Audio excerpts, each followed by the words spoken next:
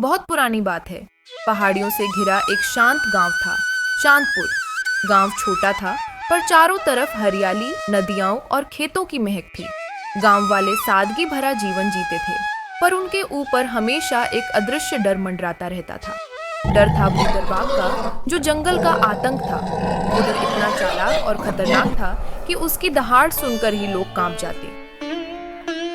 उसने कई इंसानों को मार डाला था। गांव वाले कहते थे, वो बाघ अब इंसान के खून का स्वाद पा चुका है, उसका लालच कभी नहीं मिटेगा। धीरे धीरे चांदपुर वीरान होने लगा। लोग खेत छोड़ने लगे, लकड़हारे जंगल जाना बंद कर चुके थे। सूरज ढलते ही सब अपने घरों में बंद हो जाते थे। इसी गांव में एक नौजवान किसान रहता था, रघु। दुबला पतला पर हिम्मती।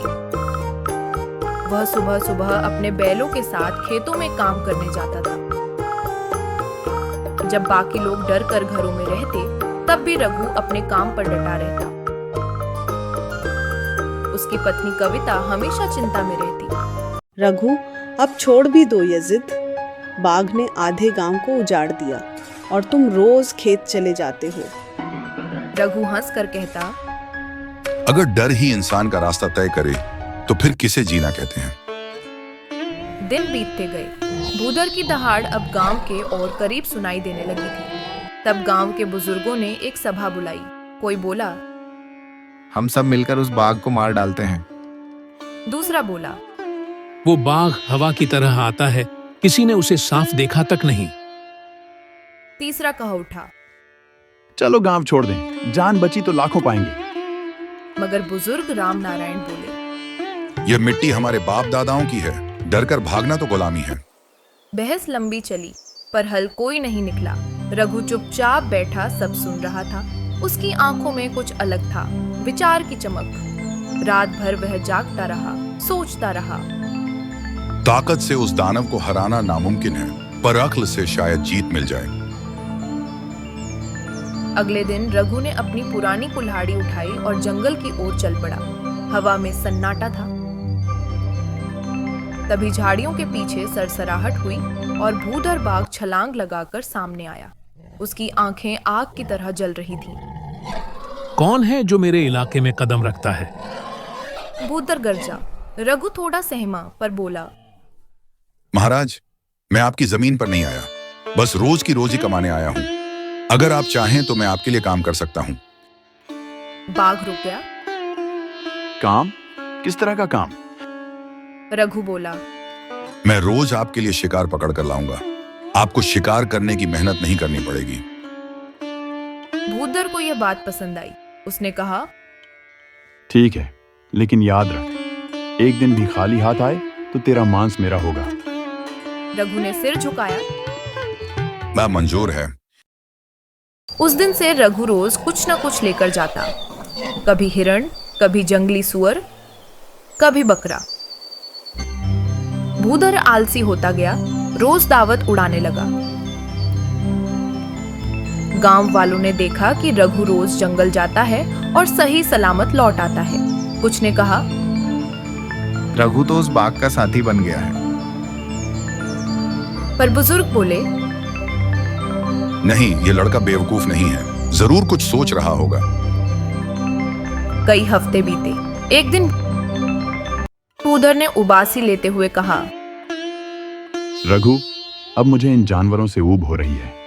आज कुछ अलग लाओ, इंसान। रघु का दिल कांपा, पर चेहरे पर भाव नहीं बदले। वह बोला, महाराज, इंसान पकड़ना आसान नहीं, लेकिन अगर आप मुझे नुकसान नहीं पहुंचाएंगे तो मैं कुछ कर सकता हूं। बाघ रुक गया। बाघ की आंखें लालच से चमक उठीं। जल्दी कर। रघु जानता था, अब चाल चलने का वक्त आ गया है। उसने गांव लौटकर सबको बुलाया और कहा, भूदर अब इंसानी मांस मांग रहा है। मैंने उससे कहा है कि मैं खुद ही उसके लिए जाऊंगा, पर एक शर्त पर। गांव वाले चौंक गए। क्या तू पागल हो गया है? रघु मुस्कुराया। नहीं, मैं ताकत से नहीं, अक्ल से जीतूंगा। अगली सुबह रघु भूधर को लेकर धोखा घाटी की ओर चला, जहां गहरी दरारें और नीचे बहता तेज पानी था। महाराज, रघु बोला, नीचे मेरा दुश्मन कैद है, वह आपके जैसा ही बाघ है। अगर आप उसे हरा दें तो आपको सच्चे राजा का दर्जा मिलेगा और फिर आप मुझे खा सकते हैं। भूधर ने नीचे झांका, पानी में अपना ही प्रतिबिंब देखा। वही चेहरा, वही आंखें, वह दहाड़ा। यह भी बाघ मुझे चुनौती दे रहा है। पानी की सतह हिली और प्रतिबिंब लहराने लगा। भूधर गुर्राया, मैं इसे खत्म कर दूंगा। वह उछला और छलांग लगाकर सीधे खाई में जा गिरा।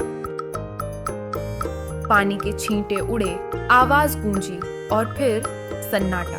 रघु ने ऊपर से देखा, खाई के नीचे बाघ की देह बहते पानी में गायब हो गई।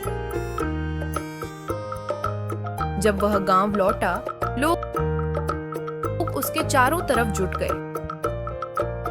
उसने सारी बात बताई। गांव में खुशियां मनाई गईं। लोग बोले,